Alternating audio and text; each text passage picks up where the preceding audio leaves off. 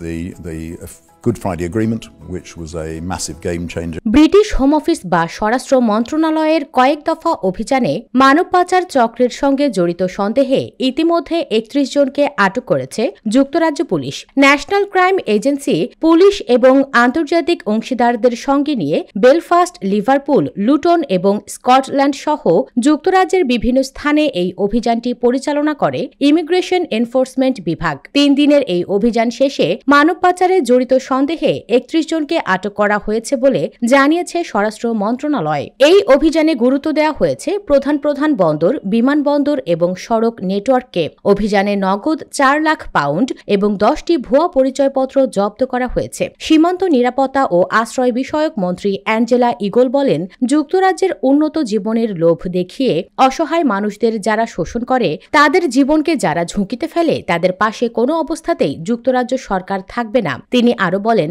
আর্থিক মুনাফার লোভে এই চক্রগুলো মানুষের জীবন বা তার সুরক্ষার প্রতি কোনো গুরুত্ব দেয় না, বরং চাপ দিয়ে অর্থ আদায় করে। নানা যন্ত্রণা নিয়ে থাকা মানুষগুলোকে তারা টার্গেট করে অনিয়মিত ও ঝুঁকিপূর্ণ পথে পা বাড়াতে বাধ্য করে। আশ্রয় বিষয়ক মন্ত্রী আরো বলেন, আমাদের নতুন সীমান্ত নিরাপত্তা কমান্ডারের নেতৃত্বে আমরা সবখানে তাদের বিরুদ্ধে লড়াই চালিয়ে যাচ্ছি। শুধু ছোট নৌকার বাণিজ্য বন্ধ করে মানব পাচার চক্রের ব্যবসায়িক মডেল ভেঙে ফেলাটাই যুক্তরাজ্য সরকারের উদ্দেশ্য নয় বলে জানান মন্ত্রী। তিনি বলেন, আমরা তাদের বিচারের আওতায় আনতে এবং তাদের মুনাফা কমাতে যুক্তরাজ্যের অন্যান্য রুটগুলোও বন্ধ করে দিচ্ছি। হোম অফিসের immigration enforcement inspector Jonathan Evans বলেন, এই অভিযান একটি বড় সফলতা। এটি একটি স্পষ্ট বার্তা দেয় যে আমাদের আইন অমান্য করে চলা মানব পাচারকারী চক্রগুলো ভয়ঙ্কর পরিণতির মুখোমুখি হবে। তিনি আরো বলেন, আমরা দিন দিন পদক্ষেপ নিচ্ছি যাতে এই অপরাধী চক্রগুলো থেকে এক ধাপ এগিয়ে থাকতে পারি, যত তাড়াতাড়ি সম্ভব তাদের ভেঙে দিতে পারি।